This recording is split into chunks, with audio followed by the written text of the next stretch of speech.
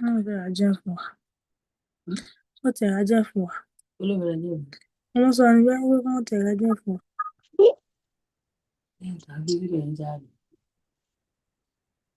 Ká máa lò. Ká gbọ́ lé mi ká máa tàn. Nígbà tí mo rí pé kò ẹ bá pé kó wọ́n ní 2000.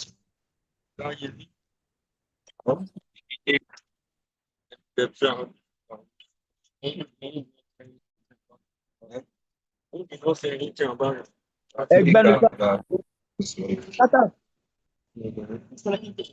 200.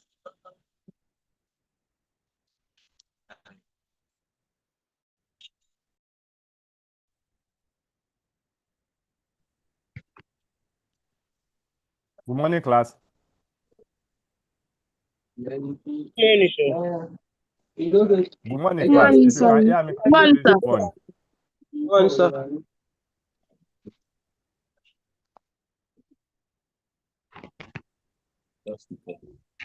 Good morning, Sorry, sir. I was logged out. The first time. And that's why the disrupt, and that is the reason for the disruption.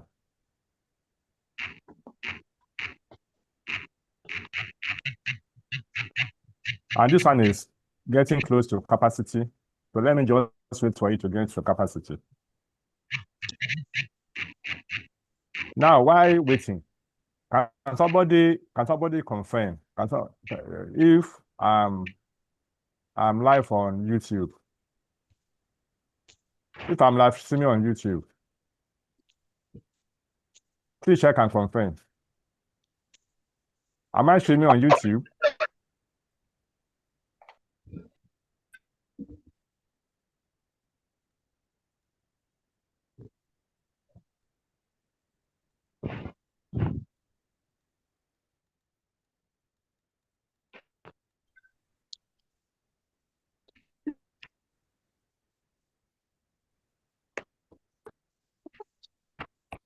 Fabian Okunji, can you check? Somebody check for me.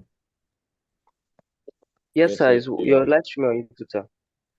Okay, good. Thank you. So we are But sharing. the other former one is still live, sir. I don't know if you can cancel the former. How can I cancel that? How is it? I don't know. I don't know how to cancel that one.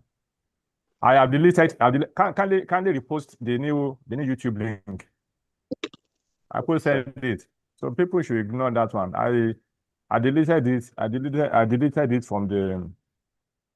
I deleted it.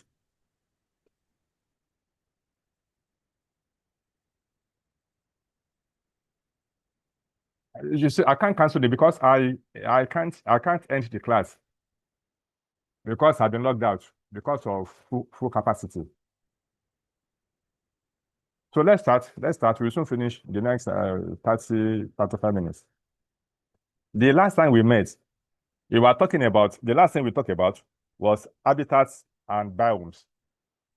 We took the two together because biomes, a biome is a biome refers to all the living organisms occupying a particular habitat. So a biome is found within the habitat, while the habitat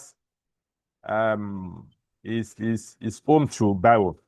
Don't forget, a biome refers to a large and complex community of living organisms. So for this purpose, the two terms are interchangeable. We said we talk about type of habitat or type of biome. So now we started with aquatic habitats. Aquatic habitats could be marine, could be estuarine, could be freshwater. The marine habitat is characterized by high salinity, that is, by high dissolved salt. The ocean and the sea, they make up the marine habitats. The marine habitat is broadly divided into two. The littoral zone, whose depth is within 200 meters. And then the benthic zone, whose depth could extend up to 10,000 meters. Light can only penetrate the littoral zone. And as a result, energy production occurs only in the littoral zone. So because surface water can only, because phytoplanktons can only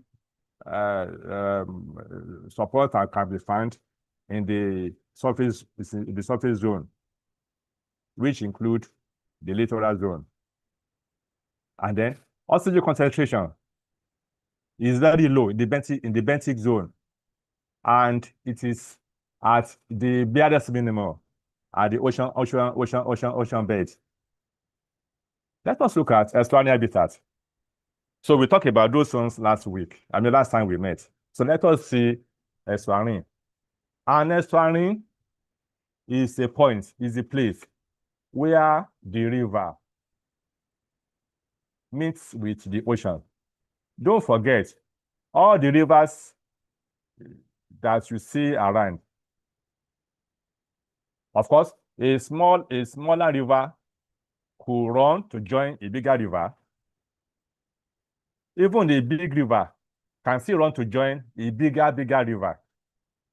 But eventually, the river will empty its content into the ocean.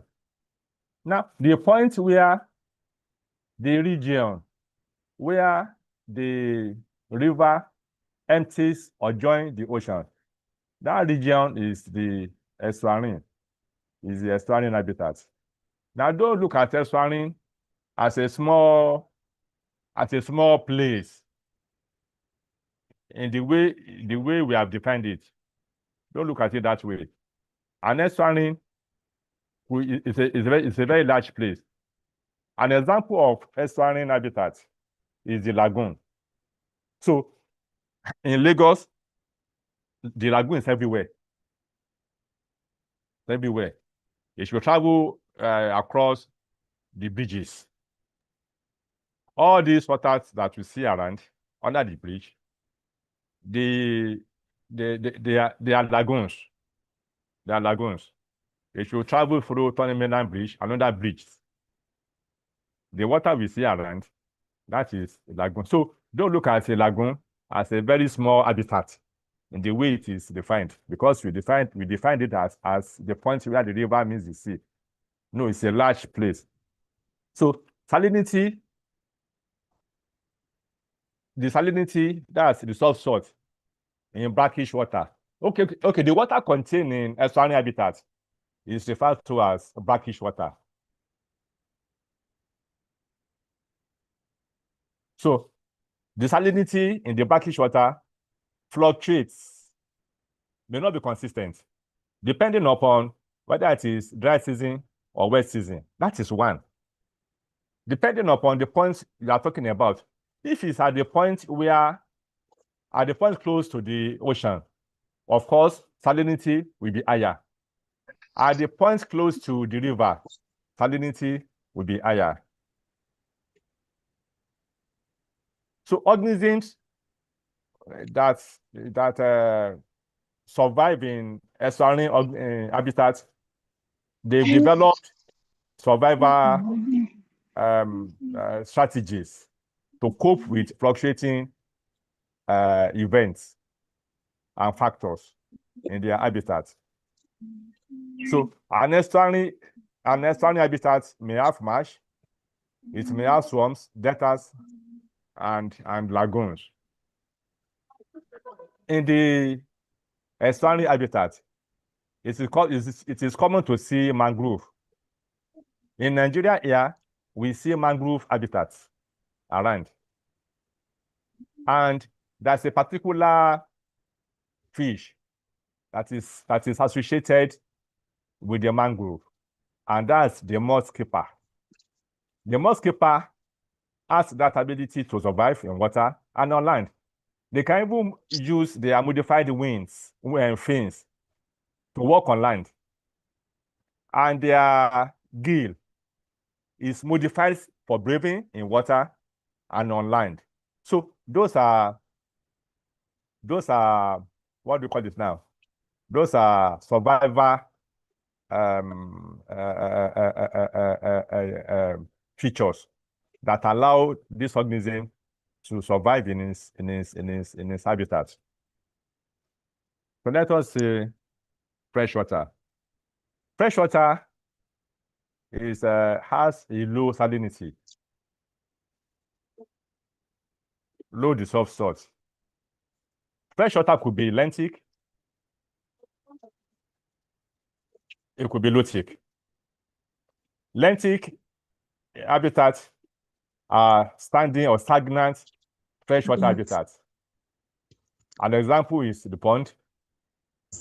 An example is the lake.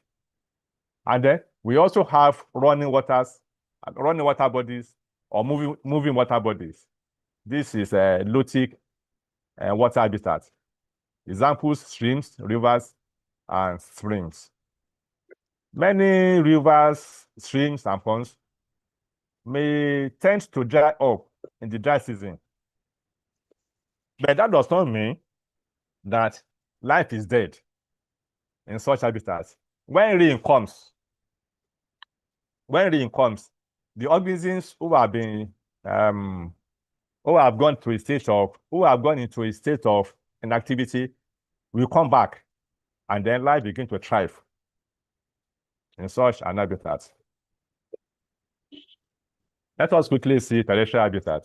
Don't forget, we are not looking at the different biomes in depth. No. When you get, as you go on in the study of ecology, you will study these biomes in detail.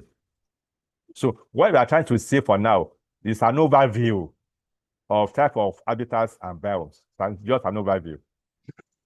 So let us see terrestrial habitats.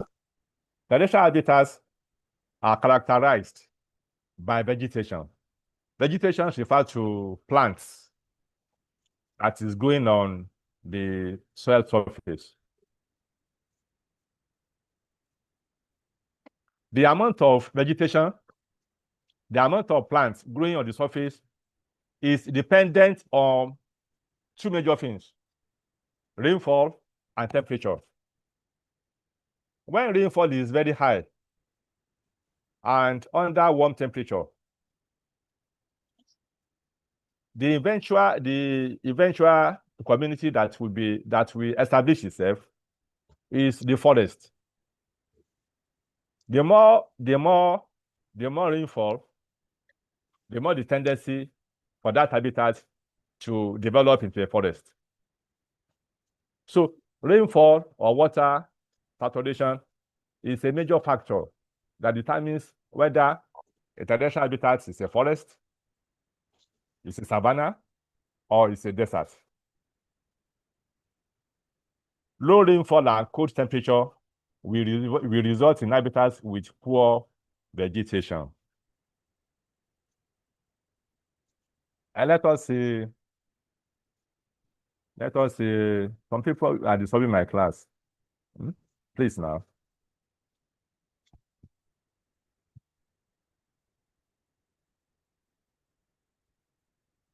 Let us see some major world and local biomes or habitats. So some major world biomes include tropical rainforest, temperate rainforest, deciduous forest, savanna, desert, Afro-alpine, swamp, and many more. For our own local habitat in Nigeria, the biomes that are prevalent that we have are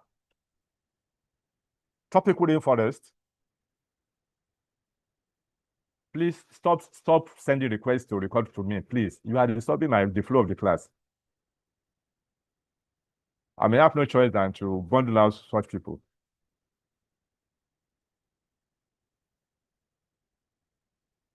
The local biomes that we have in Nigeria: tropical rainforest, Guinea Savannah, northern Savannah, Sahelian Savannah, desert, swarm. In fact, desert is just coming up in Nigeria. In the past, there was no desert, but now we have desert encroachment in some parts of the north. Then let us quickly see an overview of tropical rainforest. The tropical rainforest is found in the equatorial region. And the tropical rainforest, the amount of rainfall is over 230 cm per year. And the temperature is moderately warm or hot year-round, averaging about 25 to 30 degrees centigrade to 29 degrees centigrade. The soil, the soil are often shallow and poor in nutrients.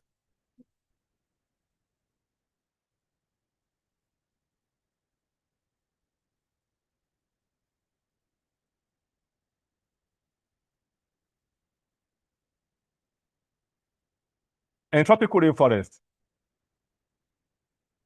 in fact, if anybody asks you that what defines a forest? What defines a forest? Forest is defined by the presence of large, a high number of trees. That is to say, the dominating populations of plants in a forest are the trees, tall trees. That is what defines the forest. The forest is dominated by tall trees.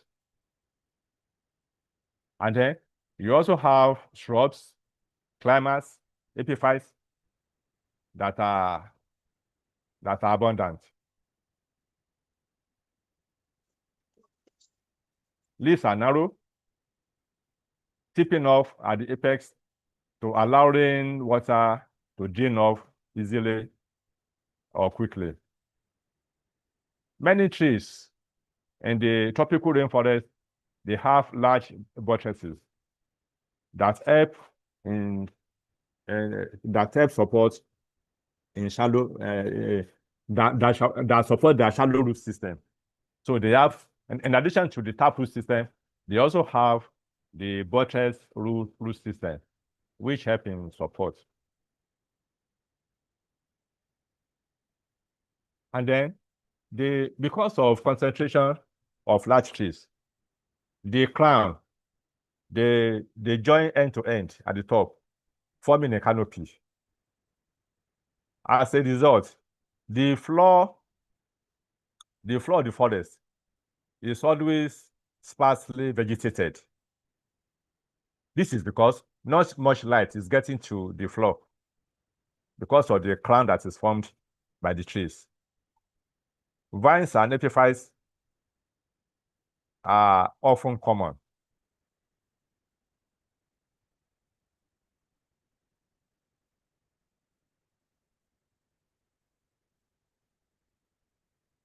So let us see the Savannah.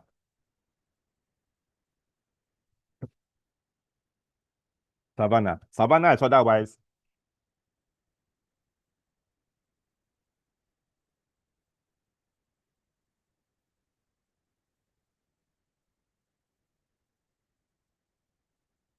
sorry about that. Let us see the Savannah. Savannah is otherwise called a grassland. The Savannah is an extensive biome. It occurs in Africa, South America, Northern Australia. .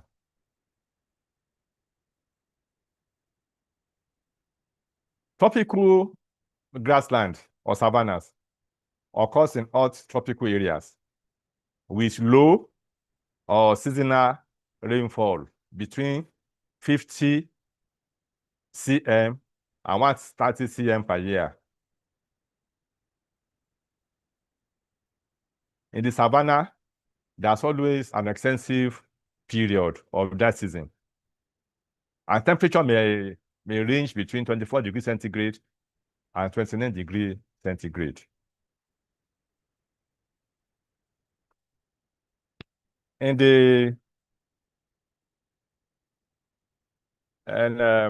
don't forget, we said what defines a forest? A forest is an habitat dominated by tall trees. In the same vein, what defines a savanna? Savannas are grassland habitats by grasses, and then you have some trees and shrubs. Some savannas may have many tall trees and shrubs, and some may have few. This is depending upon the amount of rainfall that is available. And the amount of rainfall is used to classify type of savanna. In the savanna, the roots are well developed. They are well developed. So the taproot system and root system are so much developed that they can spring up, they can respond after a fire, because savanna is always disturbed by fire events, especially in the dry season. And then the roots have to go down to search for water because of limited amount of rainfall. The animal life in savanna.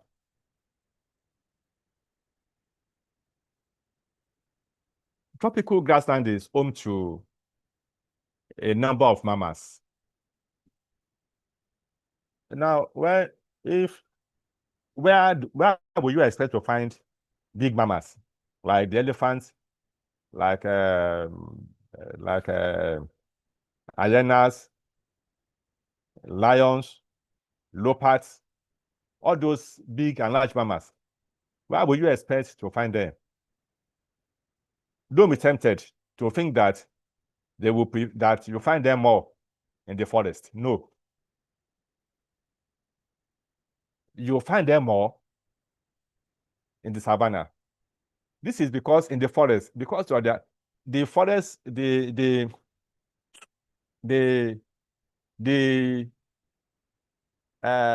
number of trees that are so much present in the forest will limit the movement of large mammals.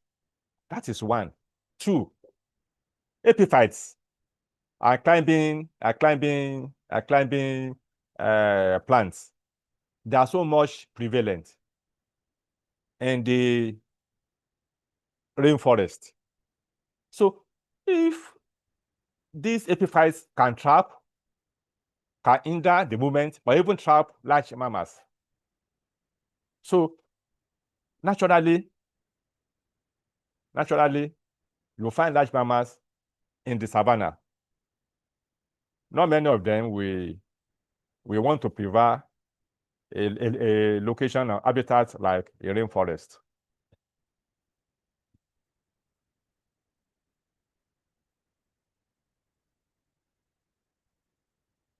So let us see the major savannas or grassland found in Nigeria. Southern savanna, northern Guinea savanna, and Sahelian savanna. The southern Guinea savanna is found close to the south. And as you go deep into the north, you'll find the northern Guinea savanna and the Sahelian savanna. Let us see desert.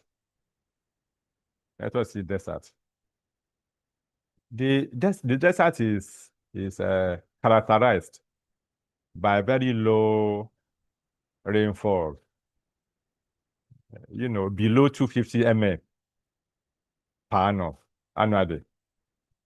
So very low rainfall. And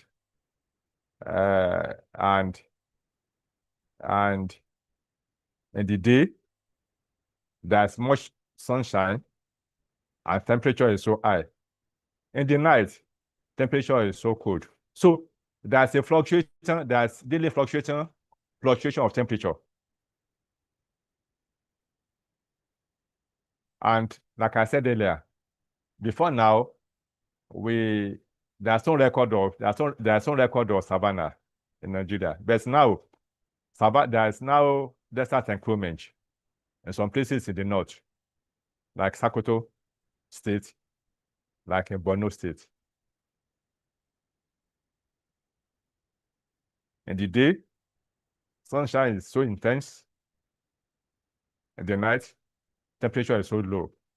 So animals and plants living in these habitats have developed coping strategies. For instance, mammals found in such habitats may burrow deep. So in the day, they're in the burrow to escape the scorching sun and night temperature. And the night they come out.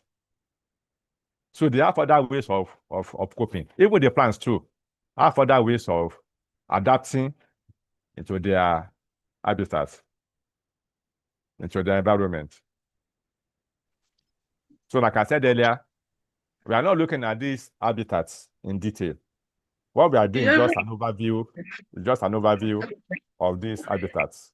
Before we go further, let me listen to your question. We need to finish up today. Please. Let's take one or two questions before we go. Like, none of my network, so the meeting stopped.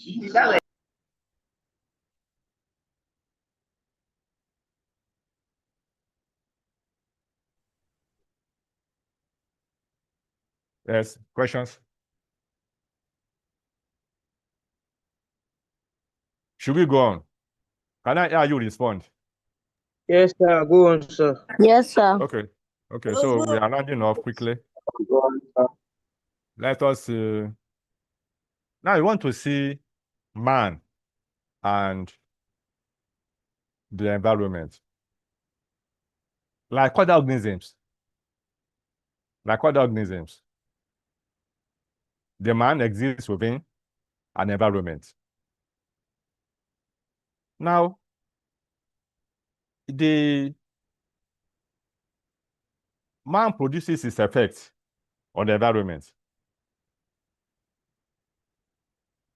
because everything that man needs for survival is taken from his natural environment. The early man did not do much damage to his environment. This is because the early man was living like part and parcel of the environment. He did not put fire. He did not invent fire. He ate fruit. He ate fruit and he lives like other animals. He got his food from the environment. At a point, he invented the fire. Even at that, man will eat other animals, and other animals will even eat man. But because man is an Homo sapien, the Homo sapiens have that extra intelligence. Man has used his extra intelligence to manipulate the environment. So in the past, man constituted little or no threat to his natural environment. But now, because of man's intelligence, man has developed so many ways to make life easy for himself. And most of these human activities are detrimental to the local and global environment. Agricultural activities, industrial activities have constituted a source of environmental pollution. In its agricultural activities, man will use pesticides, he will use fertilizers, and this one creates negative effects, adverse effects on its environment. This technology also creates negative effects on the environment. This is the case with modern man, unlike the older man or early man. So let us see environmental pollution. Pollution is the presence of any substance in a volume, in a quantity that is harmful to the organisms around. That is pollution. And what is a pollutant? A pollutant is any substance. It could be liquid, it could be solid, it could be chemical, that is present in a concentration of volume that is causing harm to the organisms around. So pollution and pollutants are different things. Pollutants bring about pollution, and pollution is caused by pollutants. So for instance now, if a question says, what is a pollutant? And somebody replies and writes that pollutant is the presence of any substance at a quantity that is causing harm. Would that be correct? That will not be correct. So please take note. Pollution is the presence of any substance in the environment that is constituting harm to organisms or to ecological system or ecosystem. Whereas a pollutant is any substance that is causing that harmful effect. We have different types of pollution: air pollution, noise pollution, water pollution, thermal pollution, odor pollution, and many more, and so on and so forth. Now later, as you go on in your study, you will see the details of each type of pollution. Again, what we are seeing, what we are looking at is just an overview.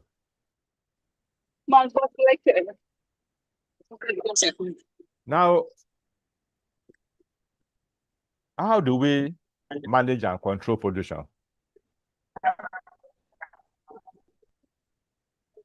Pollution management and control may involve an acronym referred to as 4Rs. 4Rs of pollution. 4Rs of pollution management. The first thing to do is to reduce pollution. To control pollution from the source.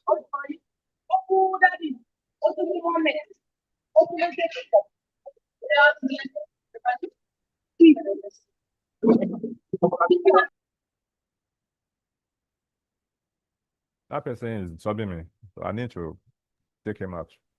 Okay. Now, the first thing to do is to control from the source. So reduce the use of pollutants or the materials causing pollution. And then we have reuse. Then you can recycle and you can recover. So generally, pollution management and control involve many steps, many interdependent steps.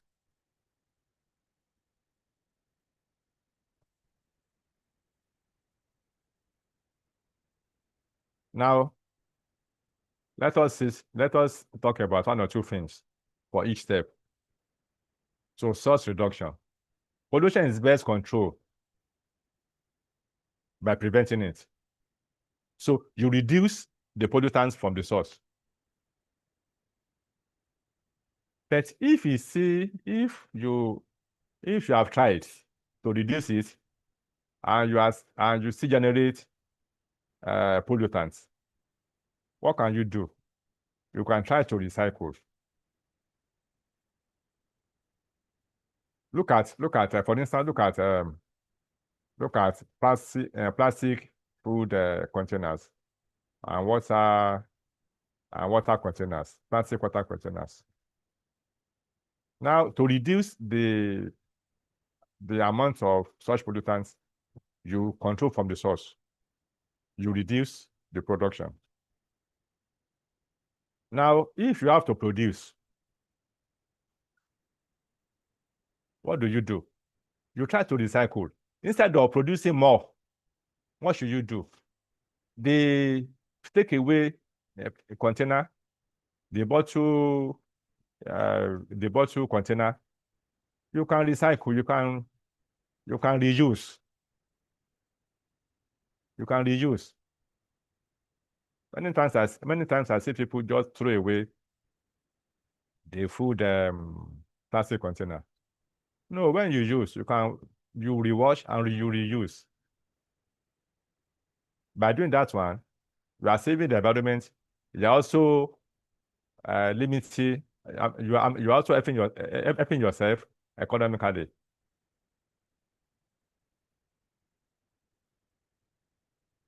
So, and then, if you have reduced, you have recycled, and you still have some waste, you'll find a way to treat it.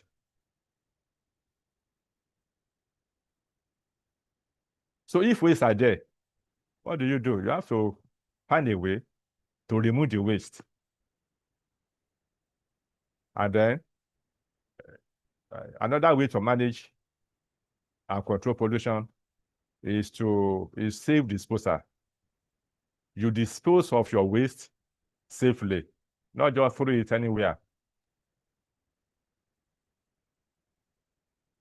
So these are some of the things that you should bear in mind. Can I hear you ask your questions? We have 1 or 2 minutes to go. And at this point, we will draw the curtain on this aspect of the class. Your questions now, please. Good morning, sir. Yes. Sir, please, are we going to get the slides of this ecology lecture? Everything I taught you, they are there. Even the slide briefing, the teacher briefing is there. If you anytime see you want to go there, you go to your links, to your YouTube, everything is there. Everything is there. I'm not taking it off. You have even the teach, everything is there. Okay, sir. Thank you, sir. Good morning, sir. Good morning. Yes, sir. Please, can you just throw more light on that pollution and pollutants? They are different. Pollution is the presence of any substance in the environment that is causing harm to the resident organisms, to organisms around. That is pollution. A pollutant is that substance that is causing harm.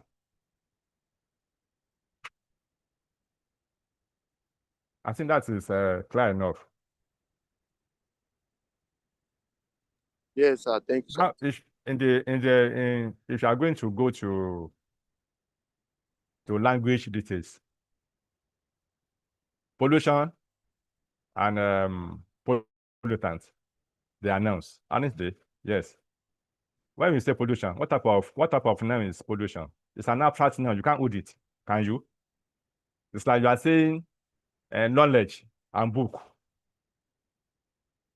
Knowledge is an abstract noun. But book, you can get knowledge from the book.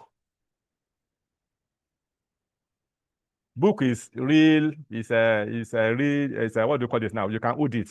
In the same way, pollution is an abstract noun. Then pollutants. So pollution is the process, pollution is the presence of materials causing harm. Pollutant is that substance that is causing harm.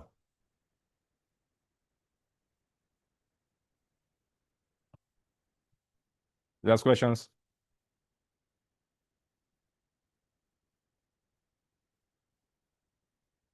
Can we draw the curtain? Hi. Hello, sir.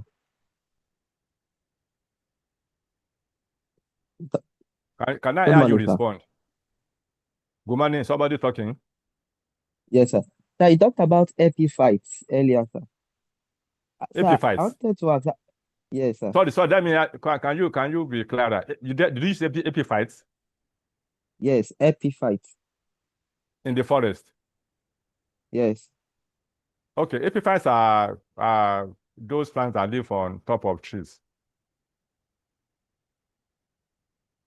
Okay, sir. Sir, are they also parasites, or if one to They are class not. They are them, not. what will it? No. You did not attend the last classes. I didn't expect such a question from you. Now answer that question. Are epiphytes parasites?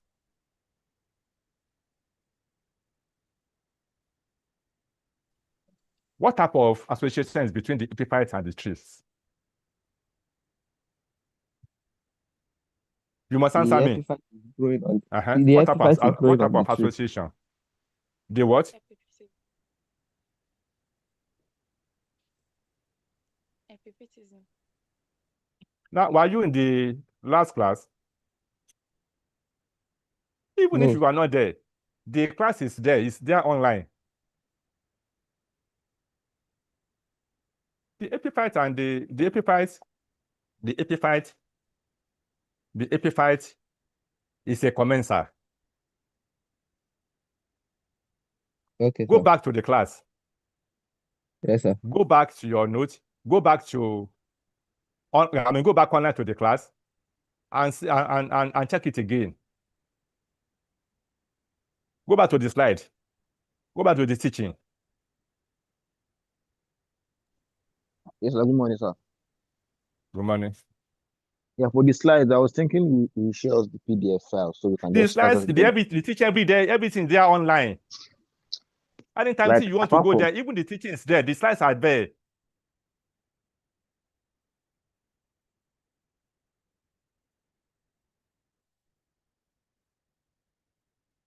Now, in the absence of any other question, I will call it a day. Thank you so much.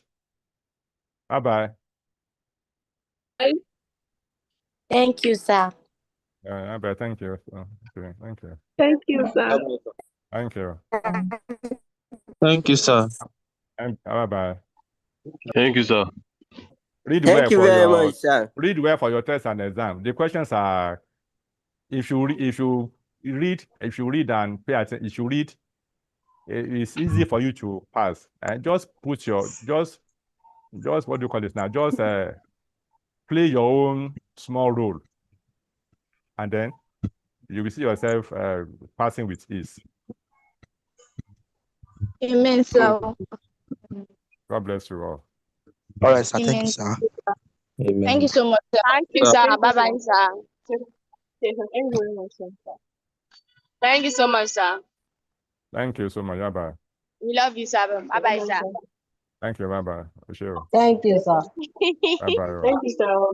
Thank Do you, your sir. practicals. Your practicals. If you miss any practical, you make up is when.